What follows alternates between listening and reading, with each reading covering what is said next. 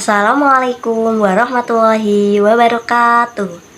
Halo teman-teman semua, perkenalkan nama saya Dini Nurhanifah dengan NIM 213131101 dari kelas 6D PIAUD.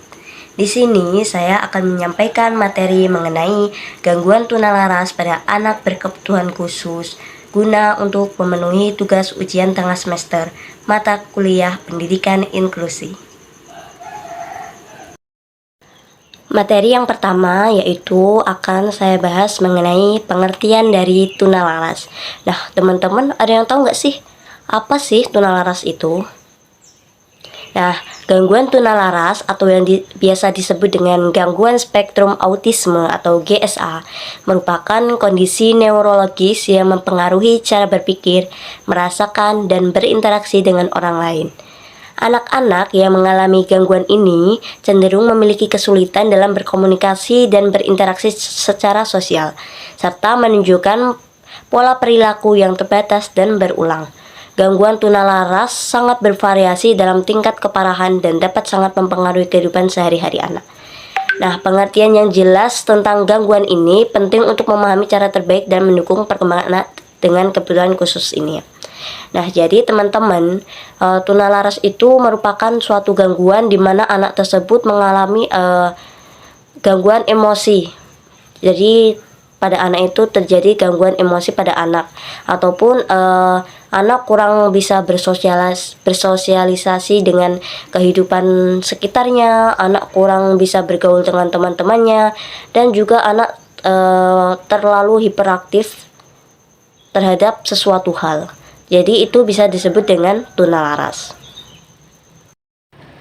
Nah, setelah teman-teman mengetahui apa sih itu pengertian dari tunalaras, kita akan membahas lebih lanjut mengenai jenis-jenis gangguan tunalaras yang umum terjadi. Nah, di sini saya akan membahas mengenai jenis gangguan tunalaras yang umum terjadi ada 3 hal. Yang pertama ada gangguan komunikasi atau komunikasi sosial, kemudian perilaku berulang dan terbatas, dan juga ada hiperaktif atau hiporeaktif. Nah, yang pertama mengenai gangguan komunikasi sosial.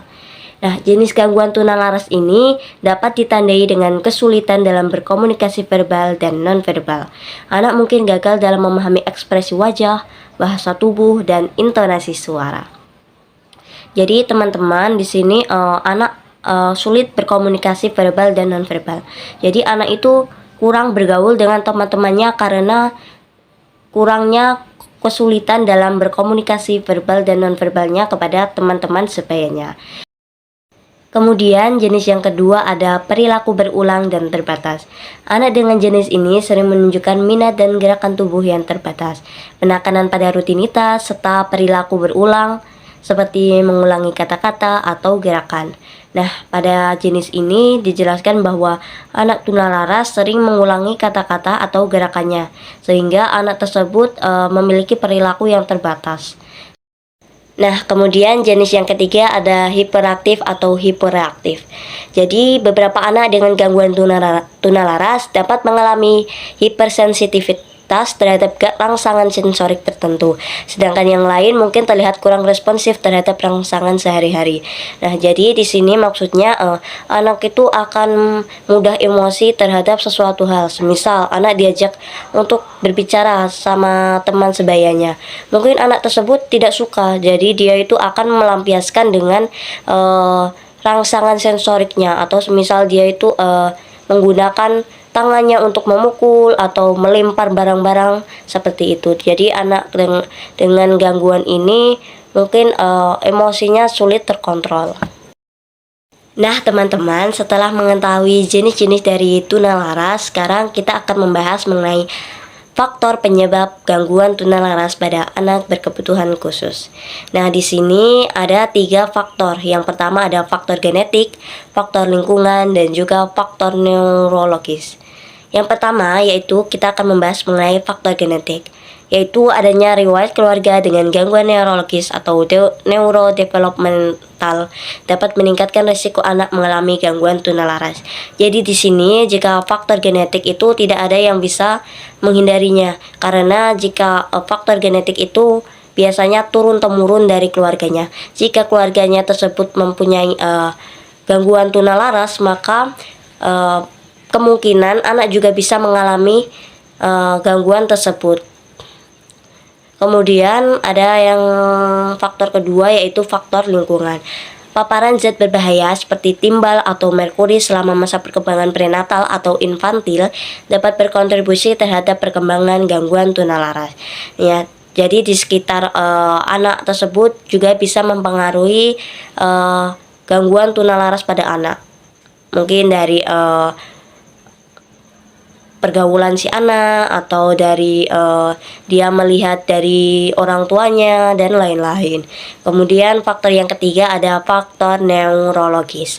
Pengembangan otak yang tidak optimal selama masa prenatal atau pertumbuhan awal dapat mempengaruhi perkembangan neurologis anak dan berhubungan dengan gangguan tunalaras. Nah, faktor neurologis ini tidak jauh dari faktor genetik, karena faktor neurologis ini juga dialami pada masa prenatal atau masa anak awal.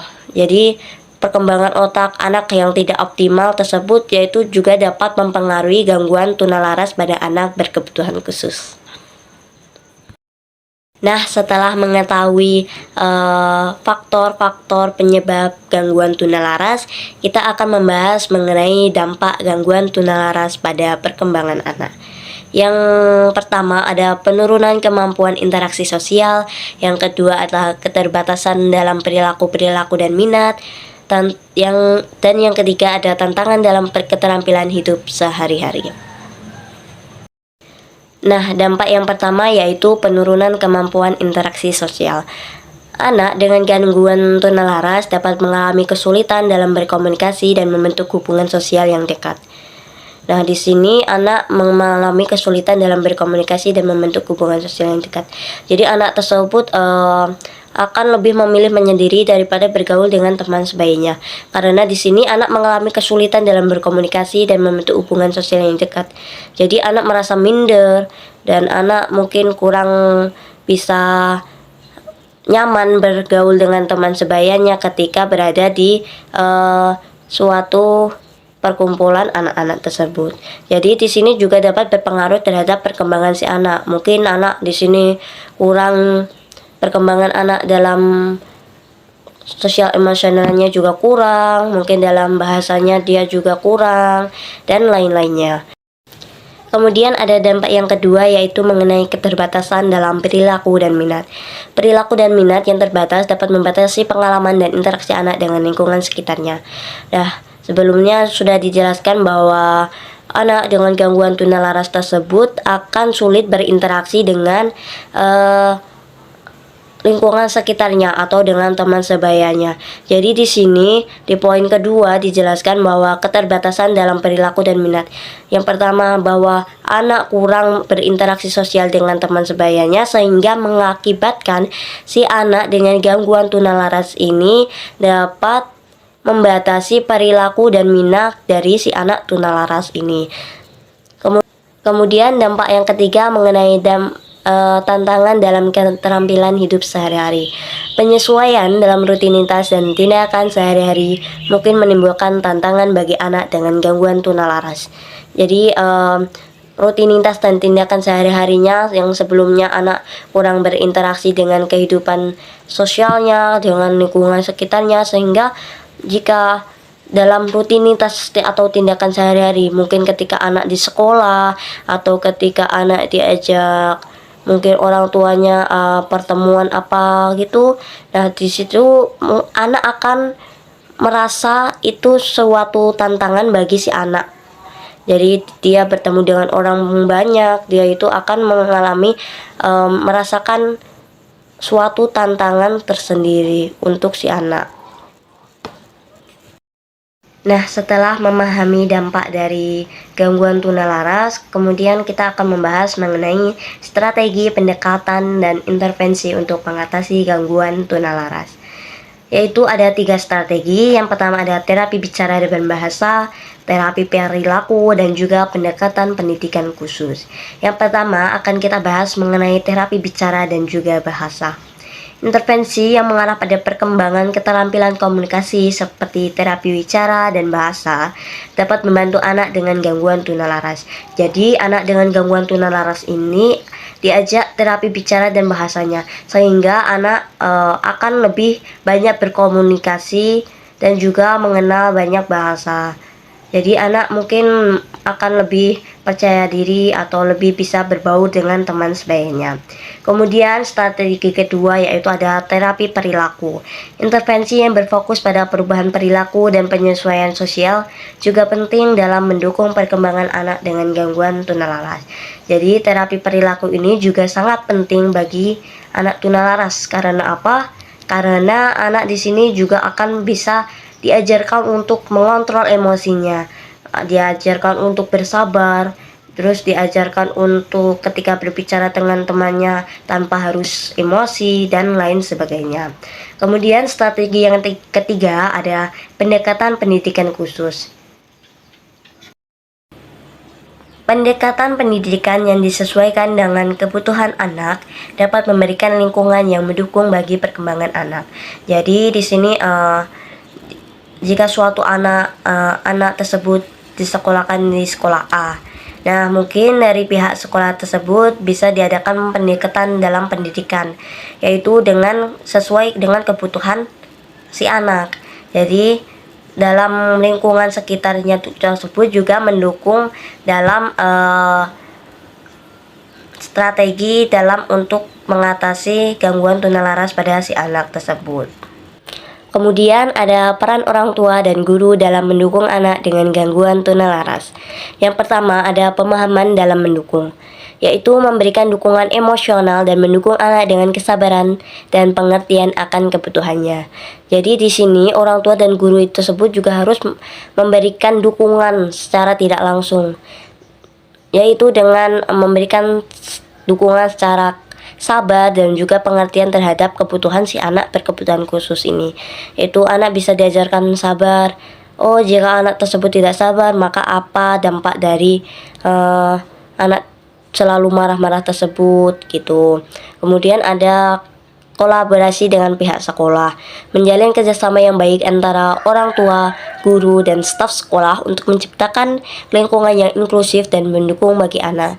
Jadi di sini bukan hanya peran orang tua ataupun guru ataupun staf sekolah, tetapi guru, orang tua dan juga staf sekolah tersebut juga harus bekerja sama untuk menciptakan lingkungan yang inklusif dan mendukung bagi anak berkebutuhan tunalaras.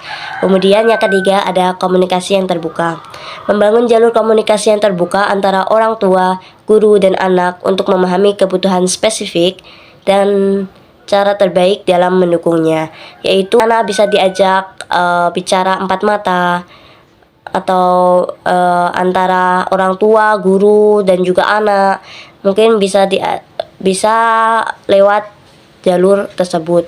Jadi anak bisa mengatakan apa yang dimau, guru bisa memberikan masukan dan orang tua juga bisa memberikan dukungan lewat ketika di rumahnya. Kemudian ada upaya pencegahan dan penanganan gangguan tunalaras pada anak berkebutuhan khusus. Yang pertama ada tindakan pencegahan. Perhatian pada faktor resiko prenatal dan lingkungan serta peningkatan pemahaman tentang deteksi dini gangguan.